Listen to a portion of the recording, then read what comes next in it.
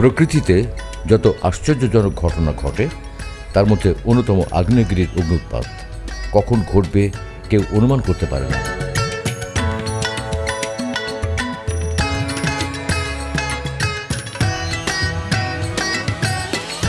অনুমান না করতে পারার কারণ আগে থেকে তেমন কোনো লক্ষণ টের পাওয়া যায় না। পৃথিবী পৃষ্ঠের নিচে মূল ঘটনা ঘটে বলে সবই থাকে মানুষের চোখের আড়ালে, বাইরে শুধু ফলাফলটুকু দেখা যায়।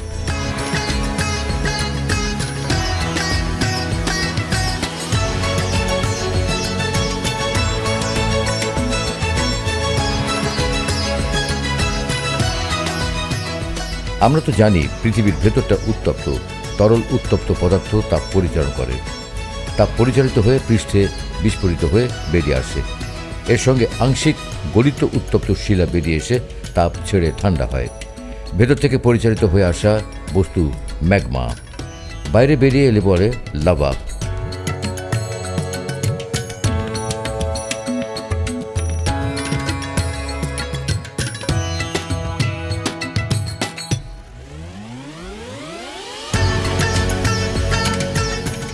বিস্ফোরণের সময় দেখা যায় আগ্নেয়গিরির ছাই, যা দূর দূরান্তে ছড়িয়ে পড়ে।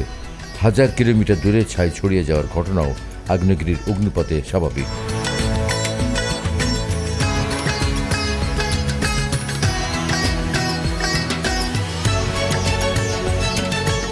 বিজ্ঞানীরা বিভিন্ন পরিসংখ্যান ঘেঁটে বলছেন 1500 সালের পর থেকে আগ্নেয়গিরির অগ্ন্যুৎপাতে 2,80,000 মানুষের মৃত্যু হয়েছে।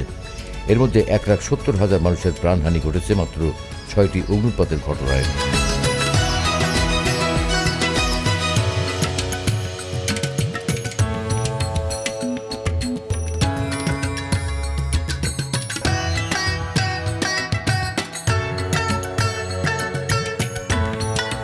আগ্নেয়গিরির গ্যাসে সবচেয়ে বেশি মানুষের মৃত্যু হয়েছে ক্যামেরুনে 1986 সালে।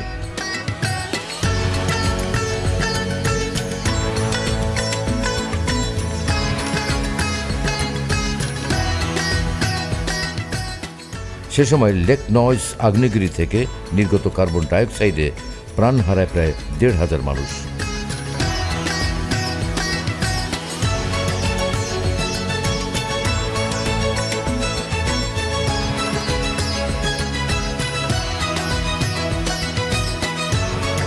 উনিশশো সালে ক্যারিবীয় একটি দ্বীপে নিহত হয় 30,000-এরও বেশি মানুষ।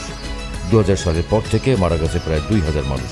এইসব মৃত্যুর বেশিরভাগই হয়েছে ফিলিপাইন, ইন্দোনেশিয়া, জাপান ও গণতান্ত্রিক কঙ্গো প্রজাতন্ত্রে।